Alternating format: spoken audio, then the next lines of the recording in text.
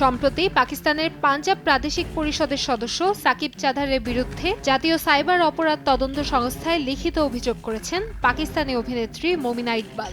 অভিযোগে তিনি সাকিব চাঁধার, তার স্ত্রী এবং কয়েকজন সহযোগীর বিরুদ্ধে ব্ল্যাকমেইল, সাইবার হয়রানি এবং হুমকির কথা উল্লেখ করেছেন। জানা যায়, বিয়ের প্রস্তাব প্রত্যাখ্যান করায় এমন হুমকির শিকার হয়েছেন অভিনেত্রী ও তার পরিবার।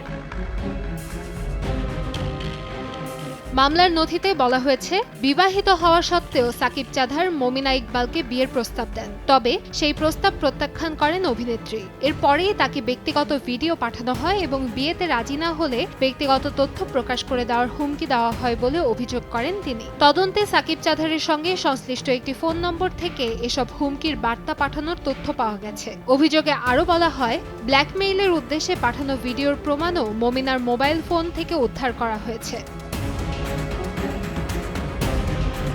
মমিনা ইকবাল আরও অভিযোগ করেন, 2023 সালে তার বিরুদ্ধে মিথ্যা তথ্য ছড়িয়েছিলেন সাকিব চাঁধার। এর ফলে তার একটি বিয়ের প্রস্তাব ভেঙে যায়। এছাড়া অভিনেত্রী, তার বর্তমান স্বামী এবং পরিবারের সদস্যদের কাছেও হুমকিমূলক বার্তা পাঠানো হয়েছে বলে অভিযোগ করা হয়েছে। পেশায় আইনজীবী মমিনার বোন হুমকির একটি ভিডিও ক্লিপ সংস্থাটির কাছে জমা দিয়েছেন। সেই ভিডিও এবং একটি মোবাইল ফোন জব্দ করে ফরেনসিক পরীক্ষার জন্য পাঠানো হয়েছে।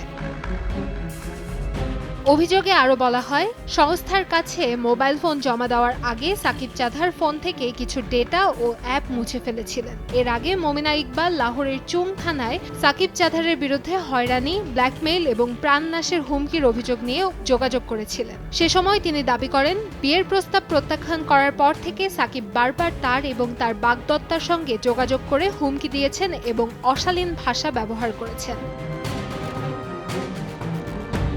চলতি সপ্তাহের শুরুতেই নিজের বাগদত্তার সঙ্গে বিবাহ বন্ধনে আবদ্ধ হয়েছেন অভিনেত্রী মমিনা ইকবাল।